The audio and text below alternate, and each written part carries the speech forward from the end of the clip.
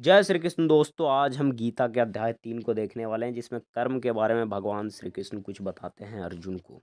तो अध्याय 3 में अर्जुन वाच यानी अर्जुन बोलते हैं, ज्यायसी चेत कर्मणस्ते मत्ता बुद्धिर जनार्दन तत्कीम कर्मणि घोरे माँ नियोजयसी केशव। अर्जुन बोले, हे जनार्दन, यदि आपको कर्म की अपेक्षा ज्ञान श्रेष्ठ मानने हैं तो फिर हे केशव, मुझे भयंकर कर्म में क्यों लगाते हैं।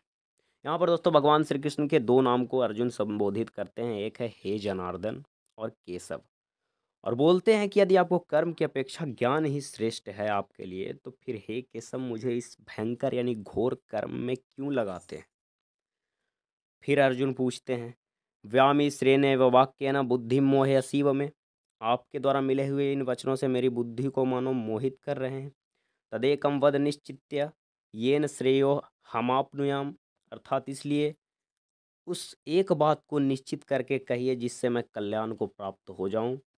फिर भगवान श्री कृष्ण श्लोक 3 में बोलते हैं, लोके अस्मिन् द्विविद्या निष्ठा पूरा प्रोक्त मया नघ ज्ञान योगेन सांख्यानाम कर्म योगेन योगिनाम, अर्थात हे निष्पाप अर्जुन, इस लोक में दो प्रकार की निष्ठा मेरे द्वारा पहले ही कही गई है। उनमें से सांख्य योगियों की निष्ठा तो ज्ञान योग से अर्थात ज्ञान से, और योगियों की निष्ठा कर्म योग से होती है। भगवान श्री कृष्ण श्लोक 5 में बोलते हैं, न ही कश्चित क्षणमपि जातु तिष्ठ्य कर्मकृत कार्यते ह्यवसा कर्म सर्व प्रकृति जैर्गुण।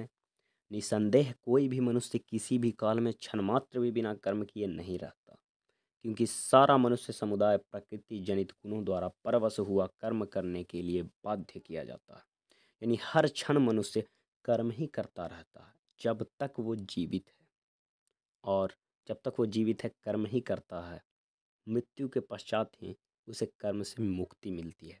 तो वही भगवान श्री कृष्ण बोलते हैं श्लोक 5 में, न ही कश्चित क्षणमपि जातु तिष्ठ्य कर्मकृत, कोई भी मनुष्य किसी भी काल में क्षण मात्र भी बिना कर्म किए नहीं रहता। जय श्री कृष्ण।